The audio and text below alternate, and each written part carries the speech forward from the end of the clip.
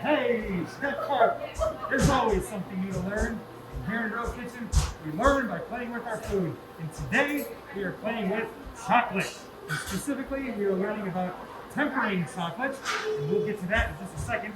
We're also talking about chocolate molds. And no, not the kind of molds that grow on Jimi's olive jar in the back of his refrigerator, but chocolate molds. You put the tempered chocolate in there to make the mold. Alright? We'll also be talking about truffles. Not the beautiful truffles that come from the ground, but beautiful chocolate truffles, okay? Today, we are in Chef Jennifer Watson's class. Hi, Chef Watson! Hello! There she is. Hello, students! We are in Chef Jennifer Watson's Baking and Pastry class, where they are cooking up a ton of cupcakes, pretzels, and Literal ton? what? Literally a ton? Literally a ton. Yes. And Chef Webb and Chef Kark here are going to demonstrate how to do tempered chocolate and chocolate truffles, and then the students will get to make their own chocolate truffles. How cool is that? Because Valentine's Day is just right around the corner. So what a perfect opportunity for the students to learn such a wonderful pastry skill. All right, very good. So with that, All right, let's get into this. let's get into this. All right, so I asked just a second ago, does anybody know what tempered chocolate is? Cooling it down. A little bit, yeah. Cooling down, that's part of the process. And so when you melt chocolate, you're breaking down all the fats, the cocoa butter, and it melts down. And when chocolate is tempered, and we can pass this around, or if we want to take a look at it, Yeah. come up and take a look at it. It's actually going to melt in your hands a little bit, so pass it along quickly. But the cocoa butter and all the chocolate in there, it's the cocoa butter that gives it the hard, crisp shell, right? And it's because the crystals are aligned. And the way that we get the crystals to align correctly is by heating it up for dark chocolate, it's like 108, sometimes 109. And then you add a seed chocolate, and then you drop the temp down, and that seed chocolate, the seed chocolate is tempered chocolate, so like even this is tempered. It's a little bloomed, but it's hard, and it still snaps like that. So that's a good tempered chocolate. And those crystals will actually start the base of the other crystals of the cocoa butter. Kind of like, has anybody ever done rock candy? Yes. Yeah, rock candy. Anybody? Yeah. And so you always you dip it in crystallized sugar first. Like you get it wet, you get that stream wet, then you dip it in the crystallized sugar, and then you hang it in the solution. And those are the base crystals. Like it gives the shape for the other crystals to form onto. Jason, you have a question? Yes, you mentioned a word, bloom. What is bloom with chocolate? What does that mean? I don't know exactly what it means, but I'm pretty sure it's when some of the fats are kind of separated out from the chocolate. Yeah. And this is why this is kind of a dull, and some of the oils are on the outside, whereas everything is perfectly aligned with this. Right. So it could be just from sitting on a shelf, where the temperature is erratic, and it gets a little warm, and so the cocoa butter, the fat, comes to the top and makes this bloom thing. But that does not mean that the chocolate is bad. So don't think it's mold or don't think it's anything like that. It just means that there's been some erratic temperatures. Chocolate's very finicky about the temperatures that it wants. So when we're tempering and bringing the chocolate up to 108 and then we're coming back down to 89, it's very challenging to do on your own, right? Because those temperatures are like so precise, and you have to be at that temperature. Otherwise, it's not going to give you that nice snap. You're not going to be able to hold it in your hands and have it not melt, right? It won't be, the crystals will not be aligned. Yep. So we're lucky Yeah, to these have things these fabulous are tempering amazing. machines, right? So Shellie and I were just talking, and the last time I made chocolates was when I was a student here, and we were in the Plaza building, and I realized it was 14 years ago. So that's the last time I made chocolates until this morning, and we just knocked out a couple, and I Right. think it all came back pretty quick. But we had to do it over a double boiler. We put it in a glass bowl or a metal bowl over a double boiler, sat there stirring with a thermometer. At least we had a laser thermometer, a surface temp thermometer, so we didn't have to sit there with a candy thermometer or anything. But then you got to slowly watch it and bring it up to temp, because if you go up too high, it can start to seethe, or if you get any water in it, the chocolate will seethe and kind of bind up. And then you got to watch that temp as you drop it back down. And you know, it's so finicky, like you were saying. So If you get it too cold, or if you bring it back up and you go past 95 degrees, then it's actually going to remelt again, and you have to actually go through the whole tempering process again. So we're lucky that we have these, because you put the chocolate in, it melts, it brings it up to 108 degrees, Right. and then it tells you to add the sea chocolate. You put the sea chocolate in the back, it cuts the heat. That sea chocolate that you put in there is actually cooling the bowl down and slowly cooling the chocolate, and then so it's constantly being rotated and circulated this whole time. Right. And to keep the crystals from forming too quickly, it's got to be moving. And then as soon as it stops moving is when those crystals start to like really solidify and form on each other. So as soon as we pour it into our shell, you'll see here, like this is the hard one, and I just touched it for you. And so then it hardens up, and at room temperature too. So. Right. And so this was part of that, you know, and then, but we'll show you those later. So should we demo this acrylic? Yeah, right? yeah, Yeah. yeah. And so Jimmy painted the inside of his Yeah, and with so some color. we have these powdered colors, which makes me realize these may also be 14 years old. That just clicked right here. But I mean, it's just a powder color. It's fine. It's fine. And so you just take a paintbrush, and it's a powder color. And what's really cool about this mold that you have, it's kind of got like a yin yang shape to it. So you have a curve one way and a curve the other. So I painted one side gold and one side pink. And you can't see it very well here, but once we get the chocolate in it, it kind of activates the color, and then you'll actually see it through there. And we'll pop it in the deep freezer real quick, just to solidify it and knock it out. You heard us banging away earlier. I think we got it figured out now. All right, so you want to get started on that one? Yeah. Yes, let's do it. All right, so here we go.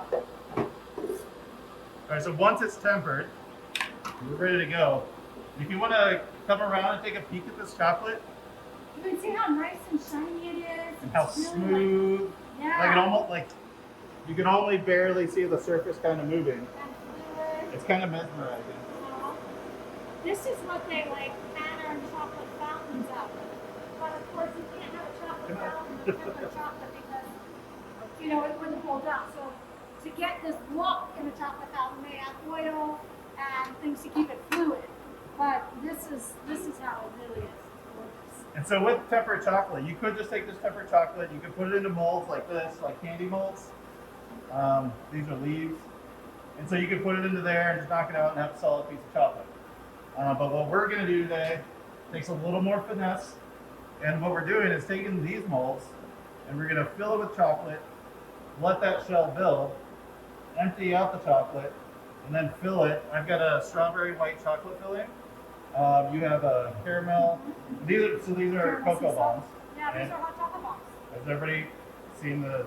I feel like it's. I didn't know it existed until this in December. Yeah. It's like a big thing now. It's a big thing now. Right. Yeah. Okay. So we'll be pulling up. Okay, here we go. So you have to be very generous.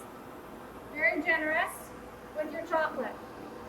You fill up all the molds.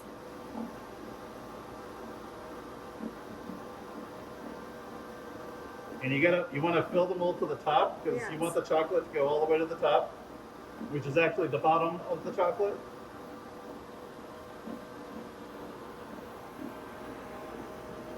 Because if you go short, your chocolate's going to be short. And if it's too thin at that bottom part, it'll break.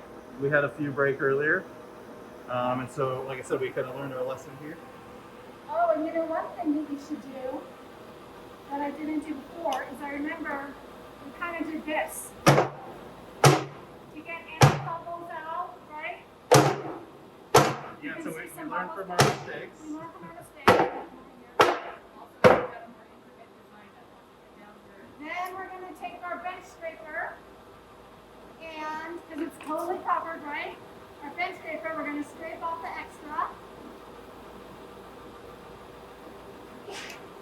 Yes. Scrape off the extra, see how nice that is? It's totally covered. And I'm using mine to kind of make sure these are all filled too. The smaller ones. Yeah. And you do this over a parchment paper so the chocolate will just solidify and then you can just pull it right off. Do this. This is the best photo, I think. So can you reuse the chocolate that hits the parchment paper? Absolutely. So one of the challenges with making chocolate molds like this is actually recapturing your chocolate. Chocolate is expensive, as we all may or may not know. But if you were to just like dump that, like, you know how many more chocolates you could make out of this? We actually didn't add any more chocolate from our first round of making these. We just took all the chocolate that was sitting here and put it back in. Now, once you add it back in, you've got to go through that tempering process again. So it's a little bit of a process. You can see the bubbles starting to come up on mine. Chef Kark, let me get a close-up of that. Now we take the bench paper again, clean it up, get a good hold on it.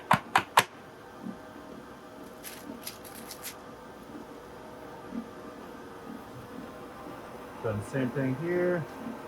We're gonna let this kind of sit a little bit, let those shells form. Keep tapping.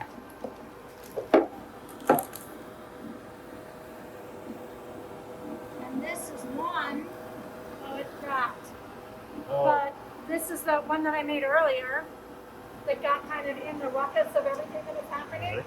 But again, and you know what you could do probably is you could probably glue it. Maybe. Not so good. well, and so you're gonna glue those back. When you do the cocoa bombs, you got to make the either Yeah, side of the I shell, got it. fill it, and then Sorry, I'm getting glue off them track. together. Okay, never mind. I can't do it. I don't know. There we go. Yeah, I don't know. Whatever. So, yeah. So then we let these cool at a nice cool room temperature. So if it's like 75, like it might be in here today, you want to cool it down fast, because if it doesn't cool down fast, then But you don't want to go too fast. you don't want to go too fast. But for our purposes, we're gonna go in the freezer. We're gonna go in the freezer. But if you don't cool it down fast enough, then you'll get that bloom, Yeah. right? The cocoa That's fat will right. come off to the top. So Does everybody see these too? The shells here. And if you dump it out too fast, the shells will be too thin, and then they're really delicate. Now, if you let it sit in there too long, it'll be too thick, and then it's not like there's a fine balance. You want a chocolate that's kind of delicate, where you put it in your mouth and the shell crunches, and then you get into the center filling. But you don't want it so hard that it's like gnawing on it. You don't want it to fall apart. So it's kind of a finicky process. finicky. So we're gonna do the same thing, scrape off the edges so we have nice clean edges. And we're gonna throw these in the freezer real quick. Yeah. And then while those are kind of solidifying in the freezer, let's talk about fillings. So for the cocoa bombs, we just have some cocoa powder, some marshmallows, and then Chef Kark made some salted caramel. We're gonna put some salted caramel in there. We'll put the cocoa powder and the marshmallows, and then you take the two sides, and you kind of melt the edges and then seal them together. You're kind of gluing them together. For my shells, I have melted white chocolate and strawberry preserves. And you know, I'm just kind of going simple. I think next time I do this, I want to do a spicy pineapple. You know, to go along with our hospitality pineapple, I want to do a pineapple with like a habanero, which I think that was one of the flavors we did 14 years ago. Can you do a grilled pineapple? Oh, what? A grilled pineapple. Oh, we could get that char flavor. Yeah. And then, so you still need like a chocolate or some sort of something for it to firm up with, right? And so we would do a little bit of white chocolate, some charred pineapple, maybe cook it down to get a little bit of liquid out because you don't want too much liquid with it. Just like with the preserves, like this is room temperature and it's a nice creamy, soft filling. So yeah, but you could get that char flavor in there, a little bit of habanero, Yeah, pineapple. right. So good idea. And yeah, so I think we just kind of need to wait for those to solidify and then we'll fill. All right, we're back. All right.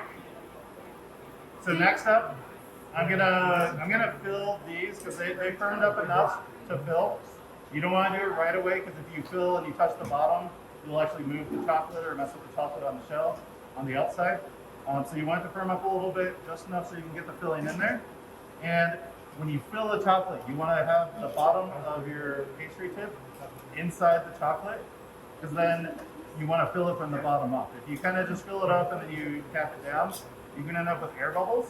And then those air bubbles can be really delicate with the chocolate, and it's not like fortified with something inside, right? And so when you go to bang them out, sometimes you'll get like a little dent in it.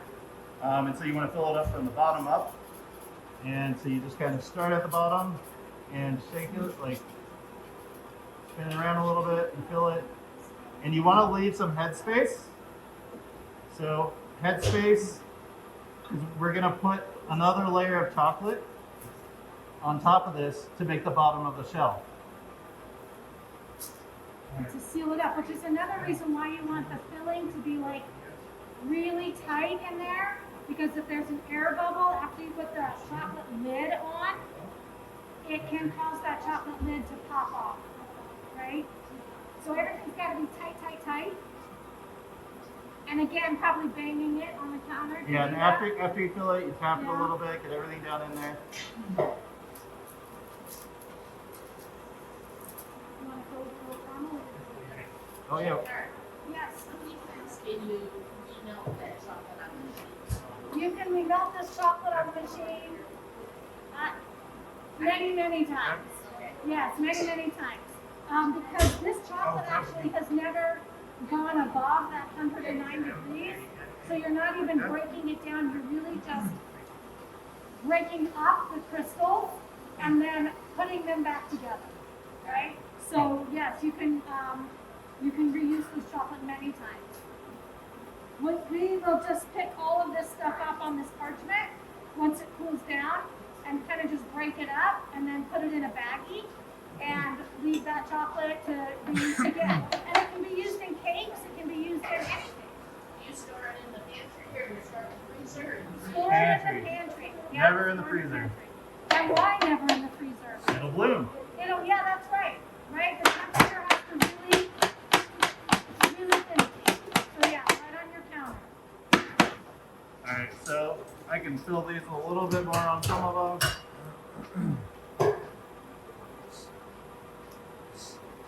Sometimes you get a little extra preserve that's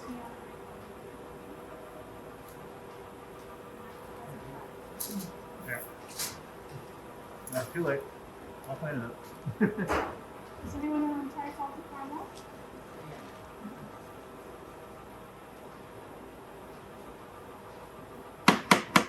And then after you get your filling in there, I was a little messy. You want to make sure you don't have any on the edges, otherwise it'll just be another hole in that chocolate.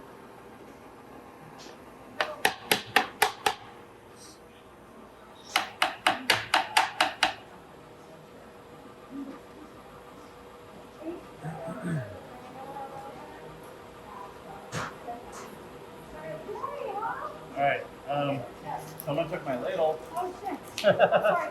That's right. Okay, so now I've got the fillings. That's right. Okay. So now I've got the fillings and I've gone through and made sure that none of the filling is kind of too far up on the edges. Because if it's there, when you go to seal it with the other chocolate, there's essentially a hole in it and it'll start to leak out. So tap it, make sure it's down in there. Then you take your fresh ladle and we're going to top this.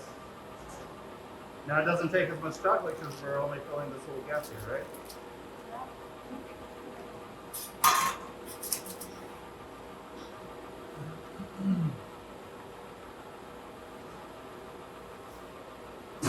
And so it seems like I'm not going to have enough, but you can see I have extra over these first ones I did. Right. And so I can just take the bench scraper and move it around on top. And so then we just use this to kind of make sure we're filling. You want to be gentle, because if you push down too much, you're going to actually push the filling out. And again, that makes the hole in the chocolate, which doesn't keep things tight, and it can blow out the bottom, right? Yep. And no blowouts. No blowouts. We don't want blowouts. And no soggy bottoms. And if anybody wants to get in closer and see, you can kind of look at what I'm doing.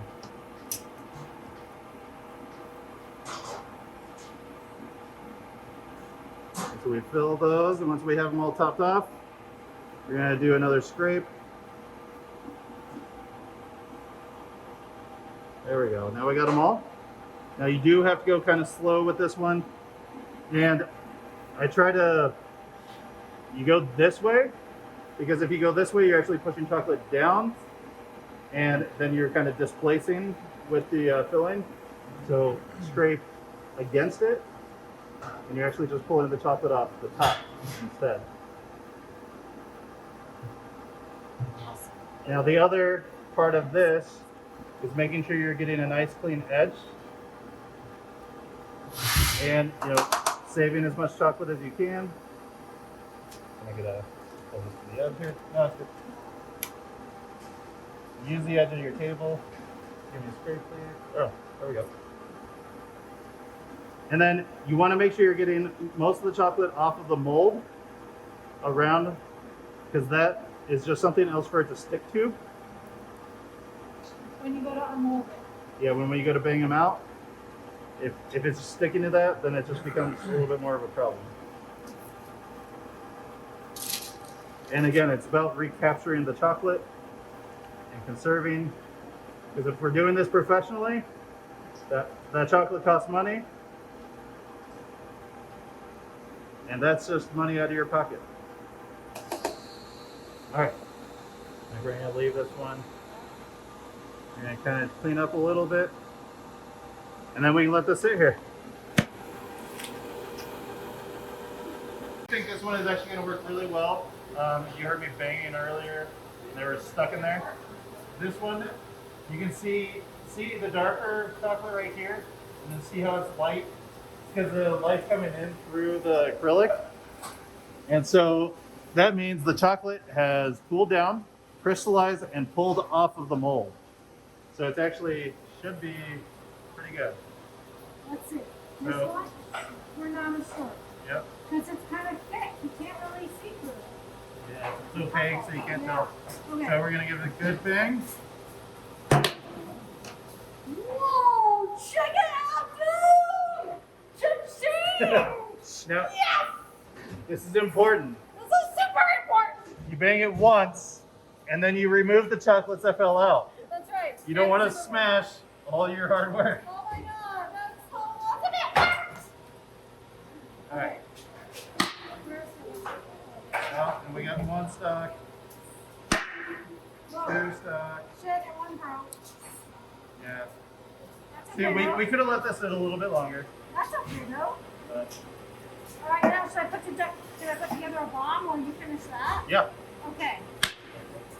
So Jason, I'm gonna put together a bomb here. Okay. Let's So see. I got some hot cocoa in the bottom. I've got some marshmallows in the bottom. And I'm gonna give the lily. I'm gonna put some caramel in the bottom. I can get it out because the hole's kind of small.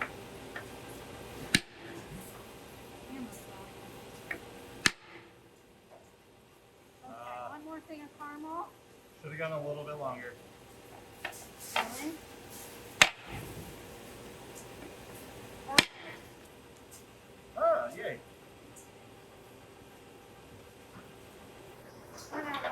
can edit this. So then, Jimmy, that's awesome. Here we go. I'm gonna come over here. Can I scoot you? Yep.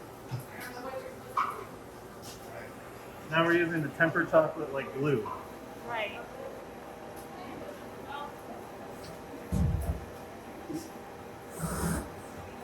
You know, considering it's been 14 years, I'm pretty proud of those over there. I'm really proud of those. Those look really good. Yeah. Okay.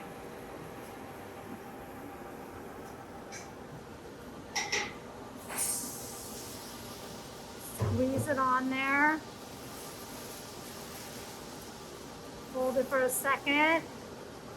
And you can fill in any holes that you might see.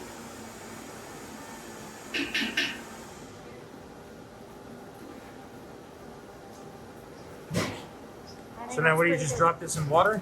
So then Or you milk? put this in a cup, Yeah. and then you take boiling liquid. So it can be milk, almond milk, oat milk, water. And Jimmy did this with his kids. And you just pour the water right into the center. It melts the chocolate and opens it up, and then And then everything it should fills come up. And then with the kind of extra air from the chocolate and the marshmallows we can in, it actually kind of like bulged open and kind of like bloomed in the cup. And so you see the Should we do that here? marshmallows go to the top. Oh, yeah, we do want. Okay. So awesome. Ladies and gentlemen, thank you so much for joining us today. Thank you very much to Chef Jennifer Watson's class. We made some beautiful products today. I had never told Chef Shellie earlier, I think Jimmy and I have ever been as excited as she was No. with anything we've ever done. So thank you so much for bringing that enthusiasm, that excitement. That was awesome to see her excitement. And I think I'm make gonna these. save that clip, and every time we do something, have her cheering. Just have her cheering on there. Just have her cheering on there. That's it.